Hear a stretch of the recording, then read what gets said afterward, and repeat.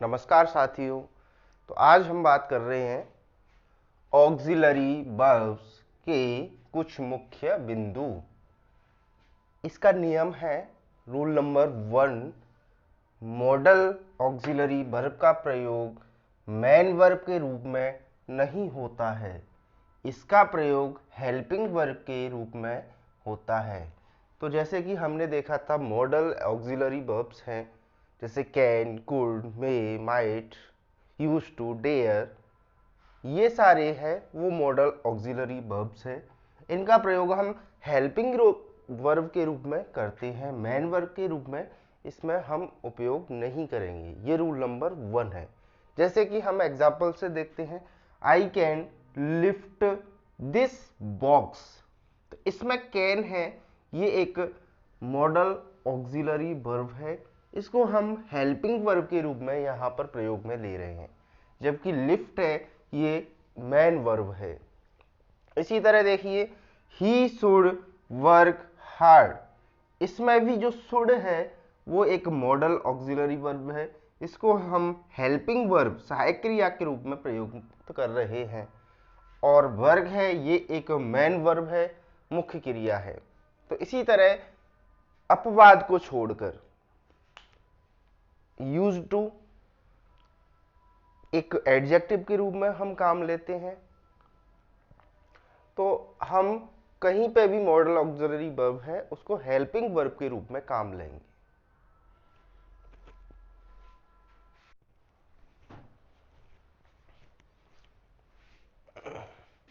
Rule number 2, model auxiliary verb का V1, V2, V3 ING form या S या ES नहीं होते हैं। इसका प्रयोग सभी नंबर्स तथा पर्सन्स के सब्जेक्ट के साथ हमेशा एक ही रूप में होता है, अर्थात इसके रूप फॉर्म्स में कोई परिवर्तन नहीं होता है। कहने का अर्थ ये है कि कर्ता एक वचन हो, बहुवचन हो, कोई सा भी नंबर हो, कुछ भी हो, लेकिन जो मॉडल ऑक्सिलरी वर्ब है इसका रूप हमेशा वही रहेगा, अर्थात इसके रूप में, इसकी फॉर्म में कोई भी चेंज नहीं कर सकते। जैसा कि प्रेजेंट कंटिन्यूअस टेंस में इसका एक कारण ये भी है कि ये हमेशा हेल्पिंग वर्ब के रूप में काम आएगा। इसको main verb, model auxiliary verb को, जो अपना रूल नंबर 1 था कि जो मॉडल है, मॉडल ऑक्सिलरी वर्ब है, वो कभी भी मेन वर्ब के रूप में कार्य नहीं करेगा। इसीलिए इसकी फॉर्म है, इसका जो रूप है वो वही रहेगा, चाहे कर्ता एक वचन हो, चाहे कर्ता बहुवचन हो, कोई सा भी नंबर हो, कितने भी पर्सन्स हो, लेकिन जो मॉडल ऑक्सिलरी वर्ब है उसकी जो फॉर्म है वही रहेगी, उसमें कोई भी कभी भी परिवर्तन नहीं होगा। एग्जाम्पल देखिए, ही सी can help you.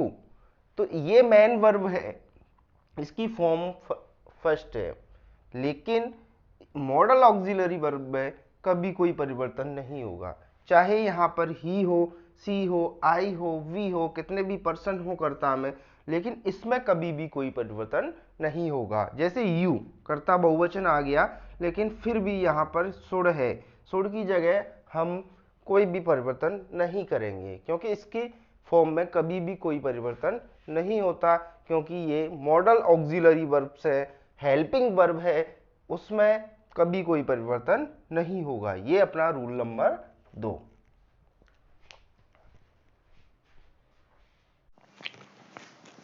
Rule number 3,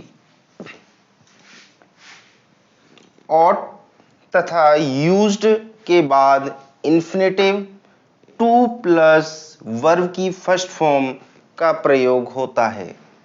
ये दो मॉडल ऐसे हैं, इनके बाद हमेशा टू प्लस जो मेन वर्ब है उसकी फर्स्ट फॉर्म हमेशा इसका प्रयोग होता है। ये है रूल नंबर 3। उदाहरण के लिए हम समझते हैं, we ought to respect our parents. तो जब भी ऑट आ जाए तो उसके बाद हमेशा टू का प्रयोग होता है, उसके बाद मेन वर्ब है उसमें कभी भी हम उसकी फॉर्म में चेंज नहीं करेंगे, हमेशा इसमें वर्ब की फर्स्ट फॉर्म आएगी। ये है अपना रूल नंबर 3।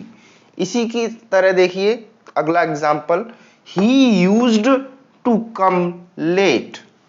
तो देखिए यूज्ड आ गया, उसके बाद हमेशा टू आएगा और जो वर्ब है उसकी फॉर्म आएगी फर्स्ट हमेशा। तो आपके कभी कभी आता है फिल इन द ब्लैंक्स और आएगा और वर्ब है उसकी कौन सी फॉर्म आएगी और वो ब्लैंक में लिखा होगा। तो हमें हमेशा इसमें फर्स्ट फॉर्म का उपयोग करना है। तो ये रूल नंबर 3।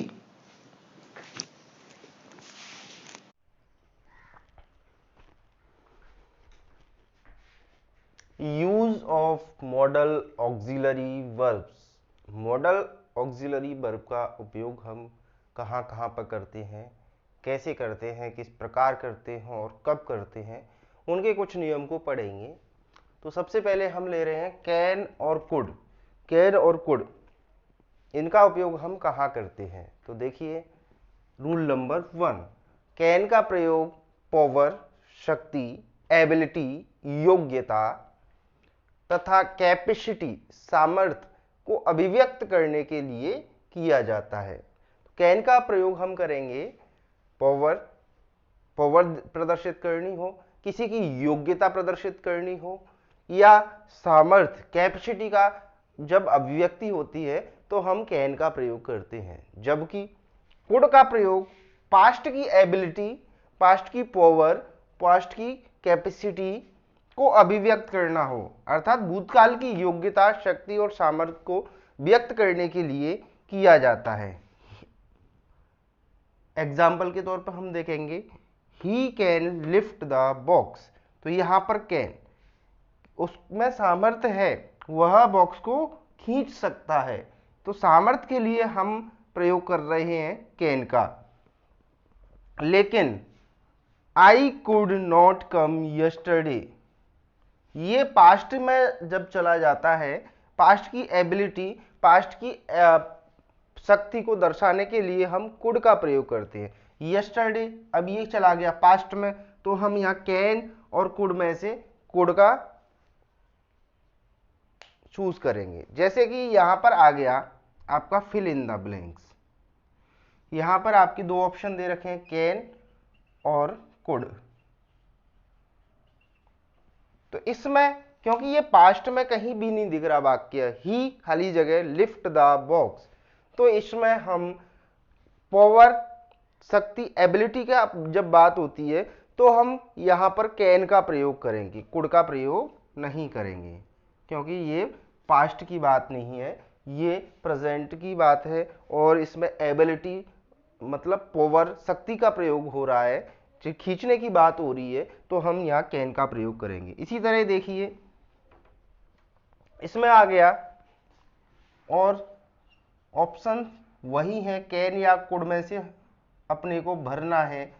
तो अब इसमें अपन देखेंगे यस्टरडे आ गया। जब यस्टरडे की बात हो गई मतलब भूतकाल की बात हो गई, भूतकाल की पावर, भूतकाल की एबिलिटी, भूतकाल की कैपेसिटी का जब बात आती है तो हम यहाँ पर प्रयोग करेंगे कुड का।